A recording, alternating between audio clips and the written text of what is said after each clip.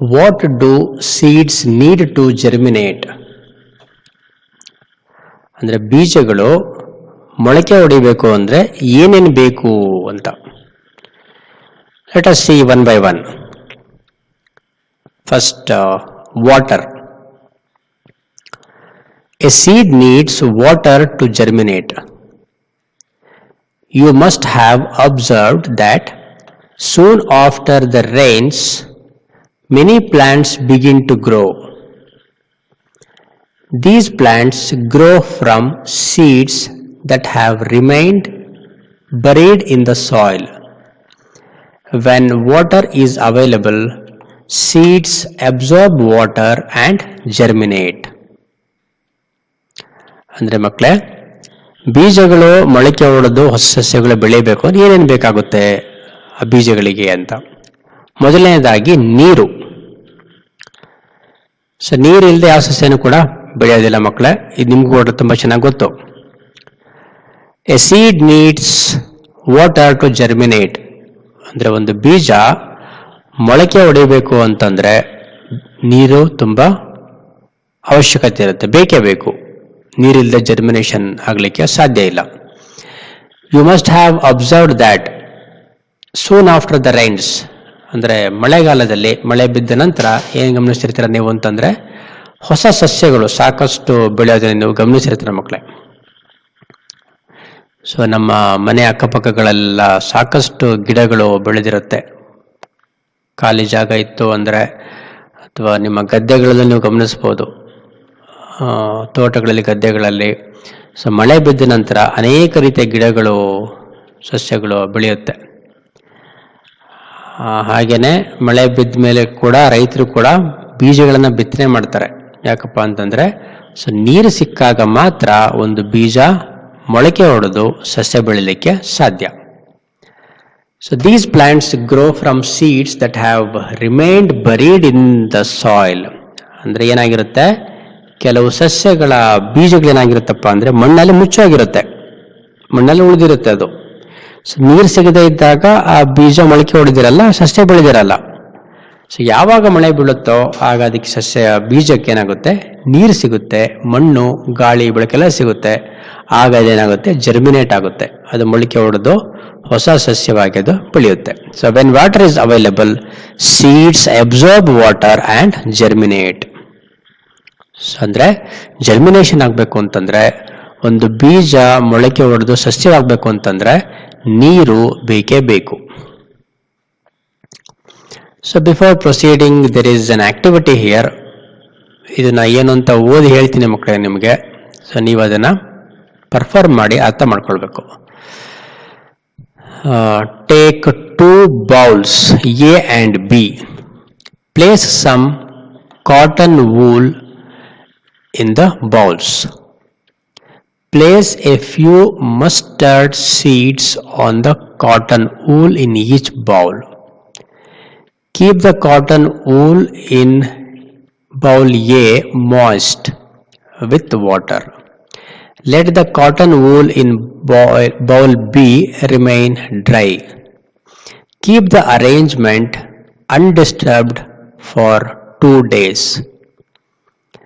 In which bowl did the seeds germinate? A or B? So that means ಏನು ಮಾಡಬೇಕಪ್ಪ ನೀವು ಇಲ್ಲಿ ಅಂದ್ರೆ, ನೀವು 2 ಬೌಲ್ಗಳನ್ನು ತಗೊಳ್ಬೇಕು, 2 ಬಟ್ಟಲುಗಳು ಎ ಮತ್ತೆ ಬಿ ಅಂತ ಇಲ್ಲಿ ನೇಮ್ ಮಾಡಿದೆ. ಇಲ್ಲಿ place some cotton wool in the bowls. ಅಂದ್ರೆ ಕಾಟನ್ ವೂಲ್ ಅಂದ್ರೆ ಹತ್ತಿ. ಹತ್ತಿಯನ್ನ ಆ 2 ಬಟ್ಟಲುಗಳಲ್ಲಿ ಸ್ವಲ್ಪ ಹತ್ತಿಯನ್ನ ಹಾಕಿ. Place a few mustard seeds. ಅಂದ್ರೆ ಸಾಸಿವೆ ಕಾಳುಗಳನ್ನು ಏನ್ ಮಾಡಿ ನೀವು 2 ಬಟ್ಟಲುಗಳಲ್ಲಿ ಹಾಕಿ. 2 ಬಟ್ಟಲು ತಗೋಬೇಕು. ಆ ಬಟ್ಟಲುಗಳಲ್ಲಿ ಸ್ವಲ್ಪ ಹತ್ತಿಯನ್ನ ತೆಳುವಾಗ ಏನೋ ಸ್ಪ್ರೆಡ್ ಮಾಡಿ ಹತ್ತಿಯನ್ನ 2 ಬಟ್ಟಲುಗಳಲ್ಲಿ ಹಾಕಬೇಕು. ನಿಮ್ಗೆ ಇಲ್ಲಿ ಗಮನಿಸ್ಬೋದು, ನೀವು ಹತ್ತಿಯನ್ನ ಇಲ್ಲಿ ತೋರಿಸಲಿಕ್ಕೆ ಚೆನ್ನಾಗಿ ಗಮನಿಸ್ಬೇಕು, ಗೊತ್ತಾಗುತ್ತೆ ಇಲ್ಲಿ. ಸೊ ಇಲ್ಲೂ ಕೂಡ ಕಾಣಿಸುತ್ತೆ, ಬಟ್ ಇದು ಇಲ್ಲಿಗಿಂತನೂ ಬೌಲ್ ಬಿ ಅಲ್ಲಿ ತುಂಬಾ ಚೆನ್ನಾಗಿ ಕಾಣಿಸ್ತಾ ಇದೆ ಇಲ್ಲಿ. ಸೊ ಅದ್ರಲ್ಲಿ ಏನ್ ಮಾಡಬೇಕು, ಹತ್ತಿಯನ್ನು ಹಾಕಿದ ನಂತರ ಸಾಸಿವೆ ಕಾಳುಗಳನ್ನ ಅಥವಾ ಸಾಸಿವೆ ಬೀಜಗಳನ್ನು ಸ್ವಲ್ಪ ಸ್ವಲ್ಪ ಹಾಕಬೇಕು. ಇಲ್ಲಿ ತೋರಿಸಿದ ರೀತಿ. Keep the cotton wool in bowl A moist with water. ಅಂದರೆ ಏನು ಮಾಡಬೇಕು, ಈ ಬೌಲ್ ಎ, ಮೊದಲನೇ ಬೌಲ್ ಎ ಅಂತ ಏನು ಲೇಬಲ್ ಮಾಡಿದೆ, ಇಲ್ದಿರುವಂತಹ ಹತ್ತಿಯನ್ನು ಏನು ಮಾಡಬೇಕು, ಸ್ವಲ್ಪ ನೀರು ಹಾಕಿ ನೆನೆಸ್ಬೇಕು ಅದನ್ನು. Seed on moist cotton wool. ಏನು ಮಾಡಬೇಕು, ಇದನ್ನು ನಾವಿಲ್ಲಿ ಸ್ವಲ್ಪ ಅದಕ್ಕೆ ತೇವಾಂಶ, ತುಂಬ ಜಾಸ್ತಿ ನೀರನ್ನು ಸುರಿಬಾರ್ದು, ಆ ಹತ್ತಿಯಷ್ಟೇ ಒದ್ದೆ ಆಗುವ ರೀತಿ ಸ್ವಲ್ಪ ನೀರನ್ನು ಚಿಮುಕಿಸ್ಬೇಕು ಅದ್ರ ಮೇಲೆ. ಅದು ಏನಾಗಬೇಕು, ಹತ್ತಿ ಒದ್ದೆ ಆದರೆ ಸಾಕು, ತುಂಬ ಜಾಸ್ತಿ ನೀರು ನಿಲ್ಲುವಂತೆ ಹಾಕಬಾರ್ದು. Let the cotton wool in bowl B remain dry. ಅಂದರೆ ಇನ್ನೊಂದು ಬಟ್ಟಲು ಬಿ ಅಂತ ಏನಿದೆ ಅದರಲ್ಲಿರುವಂತಹ ಕಾಟನ್ಗೆ ಏನು ಮಾಡಬಾರ್ದು, ನಾವು ನೀರನ್ನು ಹಾಕಬಾರದು, ಅದು ಡ್ರೈ ಇರಬೇಕು. ನೋಡ್ಬೋದು ನೀವು ಇಲ್ಲಿ seeds on dry cotton wool ಅಂತ ತೋರಿಸಿದೆ ಇಲ್ಲಿ. ಇದು ಡ್ರೈ ಆಗೇ ಇಡಬೇಕು ಇದನ್ನು. ನಂತರ keep the arrangement undisturbed for 2 days. ಅಂದರೆ ಈ ಒಂದು ಅರೇಂಜ್ಮೆಂಟನ್ನು, ಈ ವ್ಯವಸ್ಥೆ ಏನು ಮಾಡಬೇಕು, ನಾವು 2 ದಿನ ಹಾಗೆ ಇಡಬೇಕು. ಅದನ್ನು ಡಿಸ್ಟರ್ಬ್ ಮಾಡದ ರೀತಿ ಹಾಗೆ ಅದನ್ನು ಇಟ್ಟಿರಬೇಕು. ಸೊ ನಂತರ ಏನು ಕ್ವಶನ್ ಕೇಳಿದೆ, in which bowl did the seeds germinate. ಈ 2 ಬೌಲ್ಗಳಲ್ಲಿ ಯಾವ ಬೌಲಲ್ಲಿರುವಂತಹ ಬೀಜಗಳು ಮೊಳಕೆ ಹೊಡೆಯುತ್ತೆ ಅಥವಾ ಬೆಳವಣಿಗೆ ಆಗುತ್ತೆ ಅಂತ ಪ್ರಶ್ನೆ ಕೇಳಿದೆ. ಇಲ್ಲಿ ಚಿತ್ರದಲ್ಲಿ ತೋರಿಸ್ಬಿಟ್ಟಿದ್ದಾರೆ ಆಗಲೇ. ಈ ಬೌಲ್ ಎಲ್ಲಿರುವಂತಹ ಬೀಜಗಳು ಜರ್ಮಿನೇಟ್ ಆಗಿರೋದನ್ನ, ಮೊಳಕೆ ಹೊಡೆದು ಬೆಳೀತಿರೋದನ್ನ ನಾವಿಲ್ಲಿ ಗಮನಿಸಬಹುದು. ಹಾಗೇನೆ ಬೌಲ್ ಬಿ ಯಲ್ಲಿರುವಂತಹ ಸಾಸಿವೆ ಕಾಳುಗಳು ಹಾಗೇ ಇವೆ, ಅಲ್ಲಿ ಯಾವುದೇ ಮೊಳಕೆ ಹೊಡೆದ ಬೆಳವಣಿಗೆಯಲ್ಲಿ ಕಾಣೋದಿಲ್ಲ. ಇದು ಯಾಕಪ್ಪ ಅಂತಂದ್ರೆ ಇಲ್ಲಿರುವಂತಹ ಕಾಟನ್ ಏನಾಗಿತ್ತು, ಡ್ರೈ ಇತ್ತು. ಅಂದ್ರೆ ನೀರಿಲ್ಲದೆ ಬೀಜಗಳು ಮೊಳಕೆ ಹೊಡೆಯೋದಿಲ್ಲ, ಬೆಳೆಯೋದಿಲ್ಲ ಅಂತ ತೋರಿಸ್ಲಿಕ್ಕೆ ಈ ಒಂದು ಆಕ್ಟಿವಿಟಿ ಇದೆ ಮಕ್ಕಳೇ. ಇದನ್ನ ನೀವು ಒಂದ್ಸಲ ಮಾಡಿ ಮನೆಯಲ್ಲಿ, ನಮಗೆ ಗೊತ್ತಿದ್ದು ಕೂಡ ಒಂದ್ಸಲ ಮಾಡಿದಾಗ ಹೆಚ್ಚು ನಮಗೆ ಜ್ಞಾನ ಸಿಗುತ್ತೆ, ತಿಳುವಳಿಕೆ ಸಿಗುತ್ತೆ. ಆಮೇಲೆ ನಿಮಗೆ ಹೆಚ್ಚು ಖುಷಿ ಕೂಡ ಆಗುತ್ತೆ. ಗಮನಿಸಬಹುದು ನೀವು, ಯಾವ ಬಟ್ಟಲಲ್ಲಿ ಇರುವಂತಹ ಹತ್ತಿ ಒದ್ದೆ ಇರುತ್ತೋ ಅದರಲ್ಲಿರುವಂತಹ ಸಾಸಿವೆ ಬೀಜಗಳು ಮೊಳಕೆ ಹೊಡೆದು ಬೆಳೆಯೋದನ್ನು ಗಮನಿಸ್ತೀರಾ 1-2 ದಿನ 3 ದಿನ ಆದ್ಮೇಲೆ. ಆದರೆ ಯಾವ ಬೌಲಲ್ಲಿ ಕಾಟನ್ ಡ್ರೈ ಇರುತ್ತೋ ಅಲ್ಲಿ ಬೀಜಗಳು ಮೊಳಕೆ ಹೊಡೆಯೋದಿಲ್ಲ. ಸೊ ಇದರಿಂದ ನಮ್ಗೆ ಗೊತ್ತಾಗೋದೇನಪ್ಪ ಅಂತಂದ್ರೆ, ಬೀಜಗಳು ಮೊಳಕೆ ಹೊಡಿಬೇಕು, ಸಸ್ಯಗಳು ಬೆಳಿಬೇಕು ಅಂತಂದ್ರೆ ನೀರು ಬೇಕೇ ಬೇಕು. Now let us see what else is needed along with water for germination and growth of plants. So warmth ಅಂದ್ರೆ ಶಾಖ. ಸೊ ನೀರಿನ ಜೊತೆಗೆ ಏನಾಗಬೇಕು, ಶಾಖನೂ ಕೂಡ ಬೇಕು ಬೀಜಗಳು ಮೊಳಕೆ ಹೊಡಿಲಿಕ್ಕೆ. Soak a few mustard seeds in water. Keep them in a refrigerator. Do they germinate? ಏನು ಮಾಡಬೇಕು, ಕೆಲವು ಮಸ್ಟರ್ಡ್ ಸೀಡ್ಸ್ ಅಥವಾ ಏನು ಸಾಸಿವೆ ಬೀಜಗಳನ್ನ ಏನು ಮಾಡಬೇಕು, ನೆನೆಸಿ. ಯಾಕಂದ್ರೆ ನೀರು ಬೇಕು ಅಂತ ಗೊತ್ತಾಗಿದೆ ನಮಗೆ, ಹಾಗಾಗಿ ಅವುಗಳಿಗೆ ನೀರು ಸಿಗಬೇಕು ಅಂತ ಏನು ಮಾಡಬೇಕು, ನಾವು ನೆನೆಸೋಣ ಅವನ್ನ. ಸೊ ಅವುಗಳನ್ನ ನೀರಿನಲ್ಲಿ ಚೆನ್ನಾಗಿ ನೆನೆಸಿ ನಂತರ ಏನು ಮಾಡಬೇಕು, ಅವನ್ನ keep dum in a refrigerator. ನಿಮ್ಮ ಮನೆಯಲ್ಲಿ ರೆಫ್ರಿಜರೇಟರ್ ಇದ್ದರೆ ರೆಫ್ರಿಜರೇಟರಲ್ಲಿ ಆ ಬೀಜಗಳನ್ನು, ಸಾಸಿವೆ ಬೀಜಗಳನ್ನು ನೆನೆಸಿರೋದನ್ನ ಏನು ಮಾಡಬೇಕು, ರೆಫ್ರಿಜರೇಟರಲ್ಲಿ ಇಟ್ಟು ನೋಡಿ. ಡೂ ದೇ ಜರ್ಮಿನೇಟ್, ಅವುಗಳು ಮೊಳಕೆ ಹೊಡೆಯುತ್ತಾ ಅಂತ ಕೇಳಿದೆ. ಇದು ನೀವು ಮಾಡಿ ನೋಡ್ಬೋದು ಮಕ್ಕಳೇ. ಸೊ ಆ ಬೀಜಗಳು ಯಾವುದೇ ಕಾರಣಕ್ಕೂ ಮೊಳಕೆ ಹೊಡೆಯೋದಿಲ್ಲ, ಬೆಳೆಯೋದಿಲ್ಲ. ಯಾಕಪ್ಪ ಅಂತಂದ್ರೆ ರೆಫ್ರಿಜರೇಟರ್ನಲ್ಲಿ ಶಾಖ ತುಂಬ ಕಡಿಮೆ ಇರುತ್ತೆ. Temperature is very low in refrigerators, so they cannot germinate. Seeds kept in refrigerator do not germinate even if they are kept moist. This is because seeds need warmth to germinate. So ಬೀಜಗಳು ಮೊಳಕೆ ಹೊಡಿಬೇಕು ಅಂತಂದ್ರೆ ಬೆಚ್ಚನೆ ವಾತಾವರಣ ಇರಬೇಕು, ಸ್ವಲ್ಪ ಶಾಖ ಇರಬೇಕು. ತುಂಬಾ ತಣ್ಣನೆ ವಾತಾವರಣ ಇದ್ರೆ ರೆಫ್ರಿಜರೇಟರ್ಗಳಲ್ಲಿ ಬೀಜಗಳು ಏನು ಮಾಡಲ್ಲ, ಮೊಳಕೆ ಹೊಡೆಯಲ್ಲ ಮಕ್ಕಳೇ. ಸೊ ಹಾಗಾಗಿ ನೀರಿನ ಜೊತೆಗೆ ಶಾಖವೂ ಕೂಡ ಅಗತ್ಯ ಬೀಜಗಳ ಮೊಳಕೆ ಹೊಡಿಲಿಕ್ಕೆ. Next is air. So air ಅಂದ್ರೆ ಗಾಳಿ ಕೂಡ ಬೇಕು. ಅದು ಹೇಗೆ ನೋಡೋಣ ಇಲ್ಲಿ. Keep a few groundnut nuts immersed in water, do they germinate? ಅಂದರೆ ಸೊ ನೀರು ಬೇಕು ಬೀಜ ಮೊಳಕೆ ಹೊಡಿಲಿಕ್ಕೆ ಅಂತ ಗೊತ್ತಾಗಿದೆ. ಹಾಗಂದ ಮಾತ್ರಕ್ಕೆ ಬೀಜಗಳನ್ನು ನೀರಿನಲ್ಲೇ ನೆನೆಸಿಟ್ಬಿಟ್ರೆ ಅವುಗಳೇನಾಗಲ್ಲ, ಮೊಳಕೆ ಹೊಡೆಯಲ್ಲ ನೀರೊಳಗೆ. ಅದು ಹಾಗೆ ಇಟ್ಟರೆ 2-3 ದಿನಗಳ ಇಟ್ಟರೆ ಬಿಟ್ಟು ಏನಾಗ್ಬಿಟ್ಟು ಅದು ಕೊಳತಾಗುತ್ತೆ ಹೊರತು ಅದು ಮೊಳಕೆ ಹೊಡೆದು ಗಿಡಗಳು ಬೆಳೆಯೋದಿಲ್ಲ. So keep a few groundnuts immerse in water ಅಂತಂದರೆ ಕಡಲೆಕಾಯಿ ಬೀಜವನ್ನು, ಶೇಂಗಾ ಬೀಜವನ್ನು ನೀರಿನಲ್ಲಿ ನೆನೆಸಿಟ್ಬಿಡಿ. ಇಲ್ಲಿ ತೊಗೊಳ್ಬೋದು ನೀವು, ಒಂದು ಗಾಜಿನ ಲೋಟದಲ್ಲಿ ಸೀಡ್ಸನ್ನು ಹಾಕಿಟ್ಟಿದೆ ಇಲ್ಲಿ. ಸೊ ಡೂ ದ ಜರ್ಮಿನೇಟ್ ಅಂದರೆ ಅವುಗಳು ಮೊಳಕೆ ಹೊಡೆಯುತ್ತಾ ಅಂದರೆ ಇಲ್ಲ, ಮೊಳಕೆ ಹೊಡೆಯಲ್ಲ ಅದು. Seeds need air to germinate. When seeds are completely covered with water they do not get air, therefore they do not germinate. So ನೀರಿನಲ್ಲಿ ನಾವು ಪೂರ್ತಿ ಅವುಗಳನ್ನು ಮುಳುಗಿಸಿಟ್ಟಾಗ ಅವುಗಳ ಮೊಳಕೆ ಹೊಡಲಿಕ್ಕೆ ಬೇಕಾದಂತಹ ಗಾಳಿ ಬೀಜಗಳಿಗೆ ಸಿಗೋದಿಲ್ಲ. ಹಾಗಾಗಿ ಬೀಜಗಳು ಮೊಳಕೆ ಹೊಡೆಯೋಕ್ಕೆ ಸಾಧ್ಯ ಇಲ್ಲ. ಸೊ ಸಸ್ಯಗಳು ಅಥವಾ ಬೀಜಗಳ ಮೊಳಕೆ ಹೊಡಲಿಕ್ಕೆ ನೀರು, ಶಾಖ ಮತ್ತು ಗಾಳಿ ಅವಶ್ಯಕತೆ ಇದೆ. ಸೂಕ್ತ ಪ್ರಮಾಣದಲ್ಲಿ ಸಿಗಬೇಕು. ಯಾವುದೇ ಒಂದು ಹೆಚ್ಚಾಗಿದ್ರೂ ಕೂಡ ಬೆಳೀಲಿಕ್ಕೆ ಸಾಧ್ಯ ಇಲ್ಲ. ಎಲ್ಲವೂ ಕೂಡ ಬೇಕು. ನೀರು ಬೇಕು, ಶಾಖವೂ ಬೇಕು, ಜೊತೆಗೆ ಗಾಳಿ ಕೂಡ ಬೇಕು ಬೀಜಗಳು ಮೊಳಕೆ ಹೊಡಿಲಿಕ್ಕೆ. So here we have an in-class activity. Tick the correct option. Question number 1. A plant that produces seeds with one cotyledon is called dicot or monocot. You have to tick appropriate box here. So the plant that produces seeds with one cotyledon is called monocot. So mono means single, one. Di is for two. Therefore, we have to tick the box, the second box, which is for monocot. Question number 2. The outermost part of the seed is the seed coat. It is the seed coat. You have to tick this second box. Question number 3. The factors that are necessary for seeds to germinate.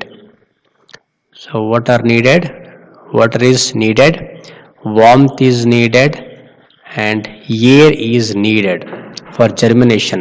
These three are basic things or factors which are necessary for the seeds to germinate.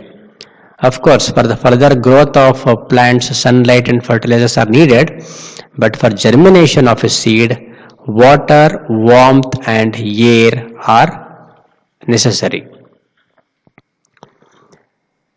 So, did you know a variety of tomato plants grow in the Galapagos Islands? The seeds of these plants germinate only when they are eaten by a tortoise and passed through its digestive system. So here there is a special kind of seeds which are seen in Galapagos Islands. So that variety of tomato plants, how they grow is the seeds of these plants germinate only when they are eaten by tortoise. So tortoise ಅಂದ್ರೆ ಆಮೆ. So ಆಮೆಗಳು ಆ ಒಂದು ಟೊಮ್ಯಾಟೋವನ್ನು ತಿಂದರೆ ಅಥವಾ ಅದರ tomato ಬೀಜಗಳೇನಾಗಬೇಕು ಅದರ body ಮೂಲಕ, so ಟಾರ್ಟಾಯ್ಸ್ನ body ಮೂಲಕ ಪಾಸ್ ಆಗಿ ಡೈಜೆಸ್ಟ್ ಸಿಸ್ಟಮ್ನ ಪಾಸ್ ಆಗಿ ಹೊರಗೆ ಬಂದ ಮೇಲೆ ಅವುಗಳು ಜರ್ಮಿನೇಟ್ ಆಗುತ್ತೆ ಅಂತ ಹೇಳಿದೆ. ಸೊ ಇದೊಂದು ರೀತಿ ವಿಚಿತ್ರ ಆಗಿದೆ. ಸೊ ನಾವು ಸಾಮಾನ್ಯ ನೋಡುವಂತಹ ಬೀಜಗಳೇನಾಗಿರುತ್ತೆ ಅದಕ್ಕೆ ಗಾಳಿ, ನೀರು ಮತ್ತು ಶಾಖ ಸಿಕ್ಕರೆ ಏನಾಗುತ್ತದೋ ಮೊಳಕೆ ಹೊಡೆಯುತ್ತೆ. ಆದರೆ ಹೇಳಿರುವಂತಹ ಟೊಮ್ಯಾಟೊ ಪ್ಲಾಂಟ್ಸ್ ಹೇಗೆ ಬೆಳೀತಪ್ಪ ಅಂತಂದರೆ ಟಾರ್ಟಾಯ್ಸ್ನ ಈ ಒಂದು ಆಮೆಯ ಡೈಜೆಸ್ಟಿವ್ ಸಿಸ್ಟಮ್ನ ಮೂಲಕ ಆ ಬೀಜಗಳು ಪಾಸ್ ಆಗಿ ಬಂದರೆ ಮಾತ್ರ ಏನಾಗುತ್ತೆ, ಅದು ಮೊಳಕೆ ಹೊಡೆಯುತ್ತೆ, ಇಲ್ಲ ಅಂದರೆ ಅದು ಮೊಳಕೆ ಹೊಡೆಯೋದಿಲ್ಲ ಅಂತ. ಸೊ ಆಮೆಗಳು ಆ ಟೊಮ್ಯಾಟೊಗಳನ್ನು ತಿಂದು ಅದರ ಎಕ್ಸ್ಕ್ರೀಟ, ಸೊ ಅದು ಅದರ ಮಲದ ಮೂಲಕ ಹೊರಗಡೆ ಹಾಕಿದ ನಂತರ ಆ ಬೀಜಗಳೇನಾಗುತ್ತೆ, ಮೊಳಕೆ ಹೊಡೆಯುತ್ತೆ. ಸೊ ಇದೊಂದು ವಿಶೇಷವಾದ ಇನ್ಫಾರ್ಮೇಷನ್ ಇದು. ಈ ರೀತಿ ಕೆಲವು ಸಸ್ಯಗಳು ಬೆಳೀಲಿಕ್ಕೆ ವಿಶೇಷವಾದ ಒಂದು ವಾತಾವರಣ ಬೇಕಾಗುತ್ತೆ ಅನ್ನೋದನ್ನು ನಾವಿಲ್ಲಿ ಅರ್ಥ ಮಾಡ್ಕೊಳ್ಬೋದು ಮಕ್ಕಳೇ. So with this we have understood about germination of seeds. So seeds germinate ಆಗಲಿಕ್ಕೆ ಏನೇನು ಬೇಕು ಅಂತ ಅರ್ಥ ಮಾಡ್ಕೊಂಡ್ವಿ ಮಕ್ಕಳೇ. ಸೊ ಮುಂದಿನ ತರಗತಿಯಲ್ಲಿ ಏನು ಮಾಡೋಣ, ನಾವು ಎಲ್ಲ ರೀತಿಯ ಸೀಡ್ಸು ಜರ್ಮಿನೇಟ್ ಆಗುತ್ತಾ ಮತ್ತು ಇನ್ನು ಹೆಚ್ಚು ಇನ್ಫಾರ್ಮೇಷನ್ ನಾವು ತಿಳ್ಕೊಳ್ಳೋಣ ಮಕ್ಕಳೇ. ಟು ಆಲ್ ಸೀಡ್ಸ್ ಜರ್ಮಿನೇಟ್ ಅಂದರೆ ಎಲ್ಲ ಬೀಜಗಳು ಮೊಳಕೆ ಹೊಡೆಯುತ್ತವೆಯೇ ಅಥವಾ ಎಲ್ಲ ಬೀಜಗಳಲ್ಲೂ ಮೊಳಕೆ ಬರುವುದೇ ಅಂತ ಪ್ರಶ್ನೆ ಇದು.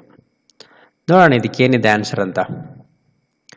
All seeds do not germinate. The straightforward answer is all seeds do not germinate. ಅಂದರೆ ಎಲ್ಲ ಬೀಜಗಳು ಕೂಡ ಮೊಳಕೆ ಹೊಡೆಯೋದಿಲ್ಲ. ಯಾಕೆ ನೋಡೋಣ ಮುಂದೆ. ಈಗ ಯಾಕೆ ಎಲ್ಲ ಬೀಜಗಳು ಕೂಡ ಮೊಳಕೆ ಹೊಡೆಯಲಿಕ್ಕೆ ಸಾಧ್ಯ ಆಗಲ್ಲ ಅನ್ನೋದು ನೋಡೋಣ ಮಕ್ಕಳೇ ಮುಂದೆ. Seeds from a raw fruit will not germinate because they are not fully formed. So seeds from raw fruit ಅಂದರೆ ಪಕ್ವವಾಗದೇ ಇರುವಂತಹ ಹಣ್ಣು ಅಥವಾ ಕಾಯಿ. ಉದಾಹರಣೆಗೆ ಮಾವಿನಕಾಯಿ. ಸೊ ಮಾವಿನಕಾಯಿ ಹಣ್ಣಾಗೋದಕ್ಕೂ ಮೊದಲೇ ಅದರಲ್ಲಿ ಬೀಜ ಅಂತ ಇರುತ್ತೆ, ಮಾವಿನಕಾಯಿ ಓಟ ಇರುತ್ತೆ. ಮಾವಿನಕಾಯಿ ಹಸಿರಾಗಿರುವಾಗಲೇ ಅದರೊಳಗಡೆ ಅದನ್ನು ನೀವು ಕತ್ತರಿಸಿ ತೆಗೆದ್ರೆ ಅದರೊಳಗಡೆ ಮಾವಿನಕಾಯಿ ಬೀಜ ಅಥವಾ ಮಾವಿನಕಾಯಿ ಓಟೆಯನ್ನು ನೋಡ್ಬೋದು. ಸೊ ಅದು ಮಾವಿನಕಾಯಿಯ ಓಟೆಯನ್ನು ನೀವು ಮಣ್ಣೊಳಗೆ ಮುಚ್ಚಿಟ್ಟು ನೀರು ಹಾಕಿ ಎಷ್ಟೇ ಗೊಬ್ಬರ ಏನೇ ಹಾಕಿದ್ರೂ ಕೂಡ ಅದೇನಾಗಲ್ಲ, ಒಂದು ಗಿಡವಾಗಿ ಬೆಳೆಯೋಕ್ಕೆ ಸಾಧ್ಯ ಆಗಲ್ಲ. ಸೊ ಯಾಕಪ್ಪ ಅಂತಂದರೆ ಆ ಬೀಜ ಅಥವಾ ಮಾವಿನಕಾಯಿ ಓಟೆ ಏನಾಗಿರಲ್ಲ, ಸಂಪೂರ್ಣವಾಗಿ ಬೆಳೆದಿರಲ್ಲ. ಒಂದು ಹೊಸ ಸಸ್ಯವನ್ನು ಪ್ರೊಡ್ಯೂಸ್ ಮಾಡುವಂತಹ ಗುಣಗಳು ಅದಕ್ಕೆ ಇರೋದಿಲ್ಲ. ಸೊ ಹಾಗಾಗಿ ಯಾವುದೇ ಒಂದು ರಾ ಫ್ರೂಟ್, ಪಕ್ವವಾಗದೇ ಇರುವಂತಹ ಹಣ್ಣಿನಿಂದ ಬಂದಂತಹ ಬೀಜ ಮೊಳಕೆ ಹೊಡೆದು ಒಂದು ಗಿಡವಾಗಲಿಕ್ಕೆ ಸಾಧ್ಯ ಇಲ್ಲ. ಸೊ ಅಂದರೆ ಮೊದಲನೇ ಕಾರಣ ಆಗಿದೆ ಆಗಿದ್ರೆ, ಸೊ ಒಂದು ರಾ ಫ್ರೂಟಿಂದ ಬಂದಿರೋಂಥ ಬೀಜ ಆಗಿದ್ರೆ ಅದೇನಾಗಲ್ಲ, ಜರ್ಮಿನೇಟ್ ಆಗೋದಿಲ್ಲ ಮಕ್ಕಳೇ. ಸೊ ಇನ್ನೊಂದಿದೆ, many fully formed seeds to do not germinate. So ಹಾಗಾದರೆ ಫುಲ್ಲಿ ಫಾರ್ಮ್ಡ್ ಸೀಡ್ಸ್ ಎಲ್ಲನೂ ಜರ್ಮಿನೇಟ್ ಆಗುತ್ತಾ ಅಂದರೆ ಇಲ್ಲ. ಸಾಕಷ್ಟು ಆರೋಗ್ಯವಂತ ಬೀಜಗಳಿದ್ರೂ ಕೂಡ, ಸಂಪೂರ್ಣವಾಗಿ ಬೆಳೆದಿರುವಂತಹ ಬೀಜಗಳಿದ್ರೂ ಕೂಡ ಅದು ಮೊಳಕೆ ಹೊಡೆಯೋದಿಲ್ಲ. ಯಾಕಪ್ಪ ಅಂತಂದರೆ some seeds are eaten by animals. So ಕೆಲವು ಬೀಜಗಳು ಏನಾಗೋಗುತ್ತಪ್ಪ ಅಂದರೆ ಬೇರೆ ಬೇರೆ ಪ್ರಾಣಿ ಪಕ್ಷಿಗಳಿಂದ ತಿನ್ನಲ್ಪಡುತ್ತವೆ, ತಿಂದೋಗ್ಬಿಡ್ತವೆ ಅಂತ. ಬೇರೆ ಬೇರೆ ಪ್ರಾಣಿ ಪಕ್ಷಿಗಳೇನು ಮಾಡ್ತವೆ, ಬೀಜಗಳನ್ನು ಕಾಳುಗಳನ್ನು ತಿನ್ನೋದ್ರಿಂದ ಎಲ್ಲ ಬೀಜಗಳು ಕೂಡ ಮೊಳಕೆ ಹೊಡೆದು ಗಿಡಗಳಾಗಲಿಕ್ಕೆ ಸಾಧ್ಯ ಇಲ್ಲ. Some fall on rocks and cannot germinate while others do not germinate because they do not receive the needed amount of water, air or warmth.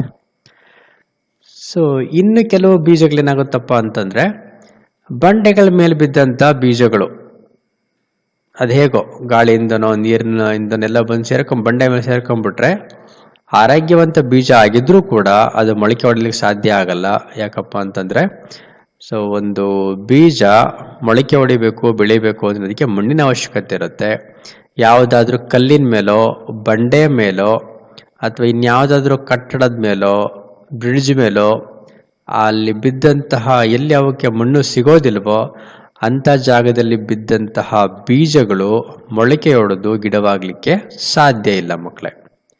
So ಹಾಗೇನೆ ಇನ್ನೂ ಕೆಲವು ಬೀಜಗಳು ಮಣ್ಣಿನ ಮೇಲೆ ಬಿದ್ದರೂ ಕೂಡ ಅವಕ್ಕೆ ಬೇಕಾಗುವಷ್ಟು ಮಾತ್ರ ಅಮೌಂಟಲ್ಲಿ ವಾಟರ್ ಆಗಲಿ, ಅಂದರೆ ನೀರು, ಗಾಳಿ ಮತ್ತು ಶಾಖ ಸಿಗಲಿಲ್ಲ ಅಂತಂದರೆ ಅಂತಹ ಬೀಜಗಳು ಕೂಡ ಏನಾಗಲ್ಲ, ಮೊಳಕೆ ಹೊಡೆಯೋದಿಲ್ಲ ಮತ್ತು ಗಿಡವಾಗಿ ಬೆಳೀಲಿಕ್ಕೆ ಸಾಧ್ಯ ಆಗಲ್ಲ. ಸೊ ಹಾಗಾಗಿ ನಮ್ಗೇನು ಗೊತ್ತಾಗಿದೆಪ್ಪ ಅಂದರೆ ಯಾವುದೇ ಒಂದು ಬೀಜ ಮೊಳಕೆ ಹೊಡೆದು ಬೆಳಿಬೇಕು, ಗಿಡವಾಗಬೇಕು ಅಂತಂದರೆ ಸೊ ಆ ಬೀಜಕ್ಕೆ ಸೂಕ್ತವಾದ ವಾತಾವರಣ ಇರಬೇಕು. ಸೊ ಏನೇನಪ್ಪ ಅಂದರೆ ಮಣ್ಣಿರಬೇಕು, ನೀರಿರಬೇಕು ಸೂಕ್ತದ ಪ್ರಮಾಣದಲ್ಲಿ, ಗಾಳಿ ಬೇಕು ಮತ್ತು ಶಾಖವು ಕೂಡ ಬೇಕು. ಅದ್ರ ಜೊತೆಗೆ ಆ ಬೀಜ ಕೂಡ ಆರೋಗ್ಯವಂತ ಬೀಜವಾಗಿರಬೇಕು, ಸಂಪೂರ್ಣವಾಗಿ ಬೆಳೆದ ಬೀಜವಾಗಿರಬೇಕು. ಇದೆಲ್ಲವೂ ಇದ್ದಾಗ ಮಾತ್ರ ಒಂದು ಬೀಜ ಮೊಳಕೆ ಹೊಡೆದು ಗಿಡವಾಗಿ ಬೆಳೀಲಿಕ್ಕೆ ಸಾಧ್ಯವಾಗುತ್ತೆ ಮಕ್ಕಳೇ. Get it right. Seeds grow inside the soil where sunlight does not reach. However, seeds which are very small in size germinate well if they are first exposed to sunlight. So, seeds grow inside the soil where sunlight does not reach ಅಂದ್ರೆ ಬೀಜಗಳು ಮಣ್ಣಿನಲ್ಲಿ ಮುಚ್ಚುವಾಗಿರ್ತವೆ, ಅಲ್ಲಿ sunlight ತಲುಪಲಿಕ್ಕೆ ಸಾಧ್ಯ ಆಗಲ್ಲ. ಅಂಥ ಜಾಗದಲ್ಲಿದ್ದರೂ ಕೂಡ ಏನಾಗುತ್ತೆ, ಅವುಗಳು ಮೊಳಕೆ ಹೊಡೆದು ಗಿಡವಾಗಿ ಬೆಳೆಯುತ್ತವೆ. ಆದಾಗ್ಯೂ seeds which are very small in size germinate well if they are first exposed to sunlight. So ತುಂಬ ಚಿಕ್ಕದಾದ ಬೀಜಗಳು ಏನಾಗುತ್ತೆ, ಸೂರ್ಯನ ಬೆಳಕಿಗೆ ಎಕ್ಸ್ಪೋಸ್ ಆದರೆ, ಸೂರ್ಯನ ಬೆಳಕು ಅವುಗಳ ಮೇಲೆ ಬಿದ್ದರೆ ಅವುಗಳೇನಾಗ್ತವೆ, ಬೇಗ ಮೊಳಕೆ ಹೊಡೆದು ಗಿಡವಾಗಿ ಬೆಳೆಯುತ್ತವೆ.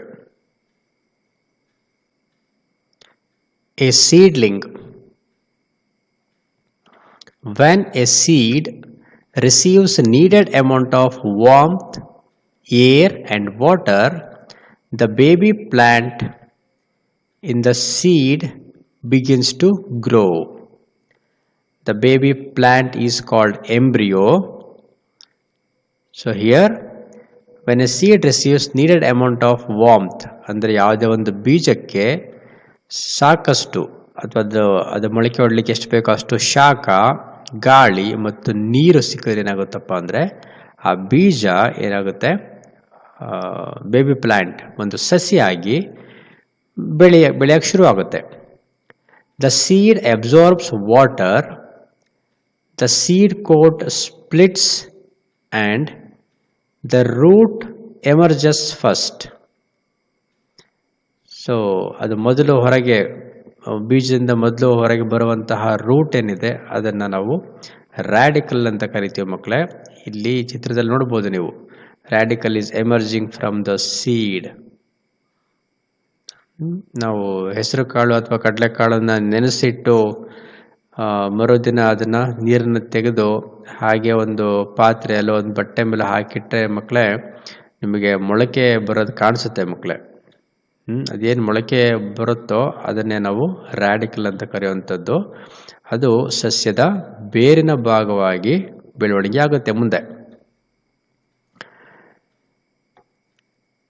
The radical forms roots which begin to absorb water for the plant.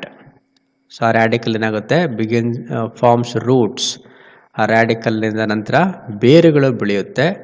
So ಅದೇನು ಮಾಡುತ್ತೆ, ಅದು ಮತ್ತು ಪ್ಲಾಂಟ್ ಬೆಳವಣಿಗೆ ಆಗಲಿಕ್ಕೆ ವಾಟರ್ ಬೇಕಾಗಿರುತ್ತೆ. ಆ ವಾಟರ್ನ ಅಬ್ಸರ್ವ್ ಮಾಡ್ಕೊಳ್ಳೋಕೆ ಕೆಲಸ ಏನು ಮಾಡ್ತದೆ, ರೂಟ್ಸ್. ರೂಟ್ಸು ವಾಟರ್ನ ಅಬ್ಸರ್ವ್ ಮಾಡ್ಕೊಳ್ಳುತ್ತೆ ಸಾಯಿಲಿಂದ. After a while a tiny shoot called plumule emerges and grows out of the soil. So after a while ಅಂದರೆ ಸ್ವಲ್ಪ ಸಮಯದ ನಂತರ ಟೈನಿ ಶೂಟ್ ಅಂದರೆ ಅದು ಮಣ್ಣಿನಿಂದ ಮೇಲ್ಭಾಗದಲ್ಲಿ ಬೆಳೆಯುವಂಥದ್ದು. ಸೊ ಅದನ್ನು ಪ್ಲ್ಯೂಮ್ಯೂಲ್ ಅಂತ ಕರಿತೀವಿ ಮಕ್ಕಳೇ. ಸೊ ಆ plumule emerges and grows out of the soil. ಅದೇನು ಮಾಡುತ್ತೆ, ಪ್ಲ್ಯೂಮ್ಯೂಲ್ ಮಣ್ಣಿನ ಮೇಲ್ಭಾಗದಲ್ಲಿ ಬೆಳೀಲಿಕ್ಕೆ ಶುರುವಾಗುತ್ತೆ. The plumule develops into a stem with leaves. So ನಂತರ ಏನಾಗುತ್ತೆ, ಇನ್ನು ಕೆಲವು ದಿನಗಳು ಕಳೆದ ನಂತರ ಏನಾಗುತ್ತೆ, ಸೊ ಆ ಪ್ಲ್ಯೂಮ್ಯೂಲ್ ಏನಿರುತ್ತೆ ಅದು ಕಾಂಡವಾಗಿ ಮಾರ್ಪಾಡಾಗುತ್ತೆ. ನಂತರ ಅದರಿಂದ ಎಲೆಗಳು ಬೆಳೀಲಿಕ್ಕೆ ಶುರುವಾಗುತ್ತೆ.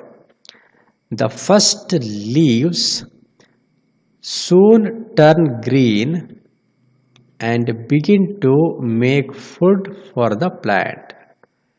So we know that leaves prepare food for the plant where photosynthesis takes place.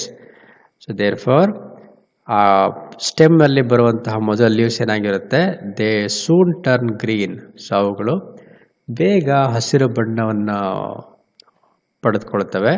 ಹಸಿರು ಬಣ್ಣದಾಗಿರುತ್ತೆ ಆ ಎಲೆಗಳು. ಅದೇನು ಮಾಡುತ್ತೆ, ಆಹಾರವನ್ನು ತಯಾರಿಸಿ ಕೊಡಲಿಕ್ಕೆ ಶುರು ಮಾಡುತ್ತೆ.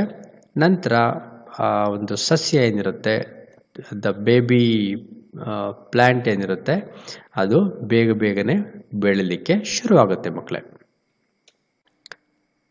Look at this picture here. This shows stages of germination in a bean seed. Let us understand these stages.